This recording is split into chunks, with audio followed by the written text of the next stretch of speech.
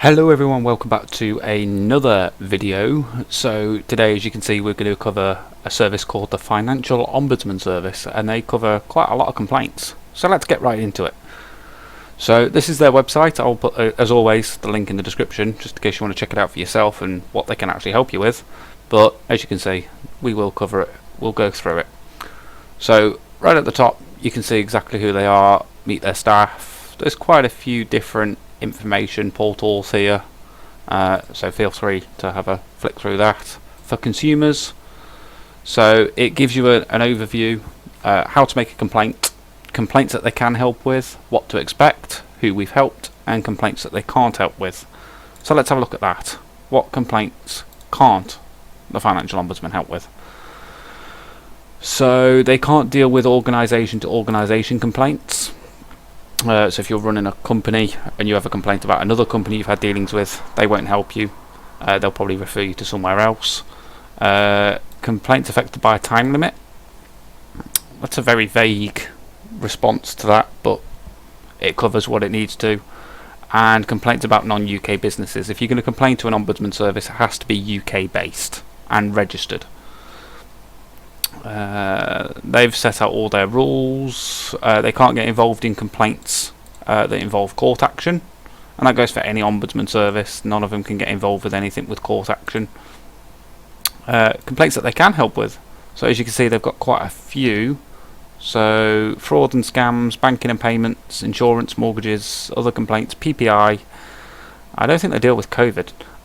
Borrowing money, investments, pensions, and complaints involving the cost of living. So let's have a... I'm curious, I'm sorry. Okay, that's just their COVID monitoring. That's fine. I had no idea what that was. So how to make a complaint. So they've actually got quite a handy little video here.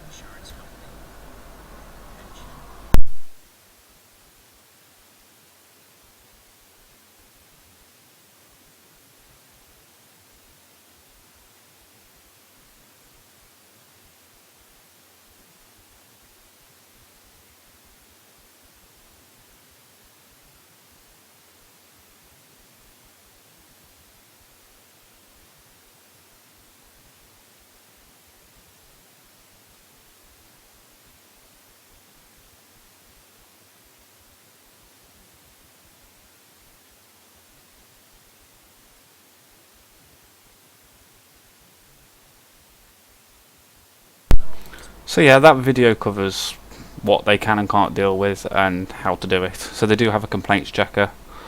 So again, all the steps. Stage 1, complain to the financial business, i.e. your bank or something like that. If they don't get, i.e. they don't reply, something like that, you can go straight to the Ombudsman after 8 weeks. And that video does cover all of that. There is audio to that. I'm not sure if the software captured it. But there is audio to that. But stage 2, get a final response letter, FRL or deadlock, same as any of the ombudsman services. Final response letter will give you ombudsman rights, and a deadlock letter will do the exact same thing, just saying, look, we can't deal with this. You can now pass it on to the Financial Ombudsman Service, and there's their contact details. And obviously step 3, make your complaint. So let's have a quick look at how to make a complaint with the Ombudsman when it loads. There we go. So, are you contacting us about a new complaint? Yes, you would be.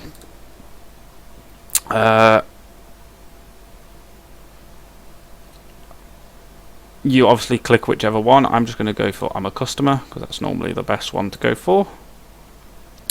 Is your complaint about a business that provides financial products or services? And it gives you a whole list like credit cards, loans, insurance policies, savings and investments, and claims management companies. Yes. Is the UK? Yes. Have you complained to the business already? Yes. And obviously all the way through it will give you steps and information to read all the way through. Have you received a final response letter? Yes. What is your complaint about? So let's just go for bank accounts. A lot of people are having issues with their banks. So again, there you can see, they can accept the complaint, use their complaint form, or for package bank accounts. There is 2 different ones, or if you're not sure, just call them and you can actually make the complaint over the phone. So that's 0800 023 4567, and you can also print out a form there if you wanted to. So there's a lot of information on this one. What to expect. Time limits. Let's have a look at this one. So obviously they have to allow the company to respond. So a business, whenever making a complaint, a business has 15 days to consider complaints about the following: payment services or electronic money, for example, online money transfers, Apple Pay, or travel money cards. Final response. So once the business have investigated your complaint, they will send you a final response. The final response will include the outcome of your complaint and how to take the complaint further if you remain unhappy. The final response should mention that you have the right to refer your complaint to us within the next 6 months. So you have 6 months from the date that you make the complaint to pass it on to FOS if you wish. Different rules do apply to different ombudsman services, so please check their websites in case you're unsure, or just contact them. It also needs to state whether the business agrees to us looking into your complaint and if it's referred to us after the time limit runs out. If a business says they agree, you can change they can't change their mind later on. How long do you have to complain to us after receiving a final response? As you complain to the business, the final response, you have 6 months from the date, which we already knew. How to collect 6 months from the... So if a business final response is on the 7th of May, you have until the 7th of November to refer the complaint.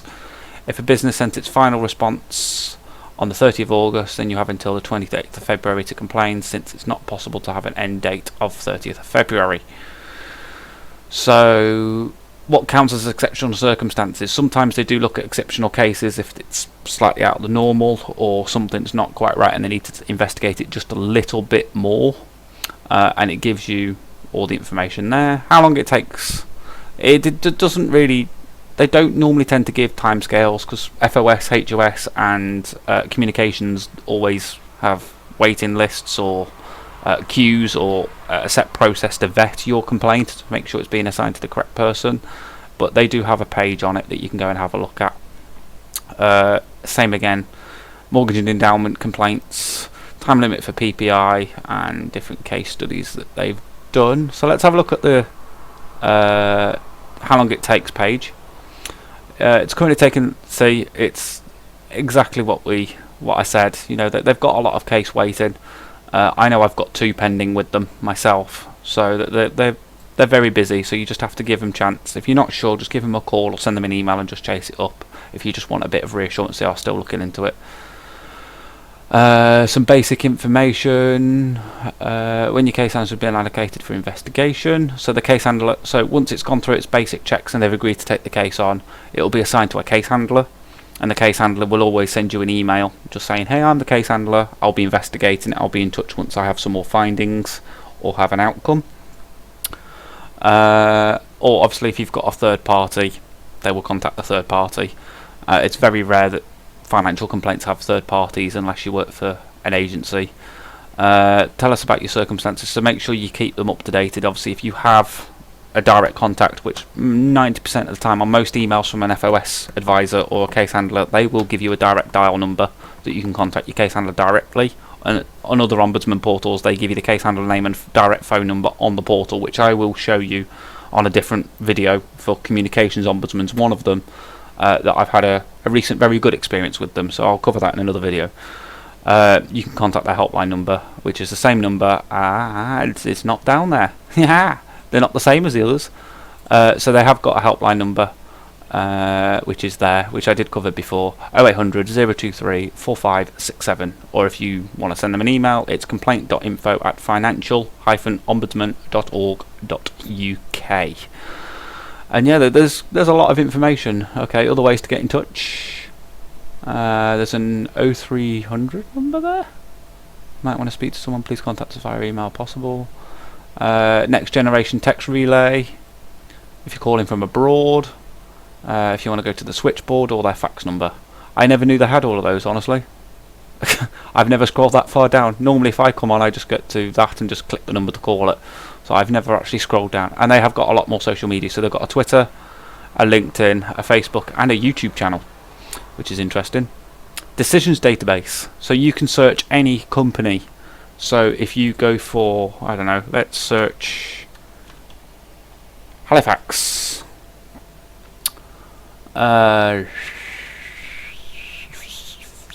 Sure, Halifax General Insurance.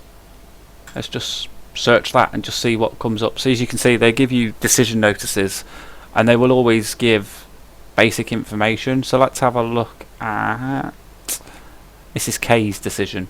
Whoa. Okay, so it gives you a full report about what happened and who printed the report. So feel free to have a read through. If you ever are unsure about what the Ombudsman has done, they will always tell you if they plan on publishing the decision notice. That's normally if you get to the end of their procedure. They don't tend to do this for every single case, but they will always tell you if your decision notice is published. So that is the Financial Ombudsman Service. Again, I will link their website down in the description, and obviously they've obviously got a claims management ombudsman as well. So if you have made a claim, I'll cover that in a different video, I think. And small businesses, they've got several under financial, so there's 2 more videos there to do. And yeah, I will cover all of those. And obviously, if you do have a complaint about a financial service, so that's bank, mortgage broker, loans, or any other business that deals with financial services, then you can obviously contact the Financial Ombudsman and see if they will take your case on. If you do have any questions, leave them down in the comments below, and as always, thank you very much for watching, and I will see you in the next one. Don't forget to like, share and subscribe, and also my Discord link is in the description. If you do want to contact me directly, join my Discord and you can chat to me directly there. Thank you very much for watching, and I will see you in the next one. Goodbye.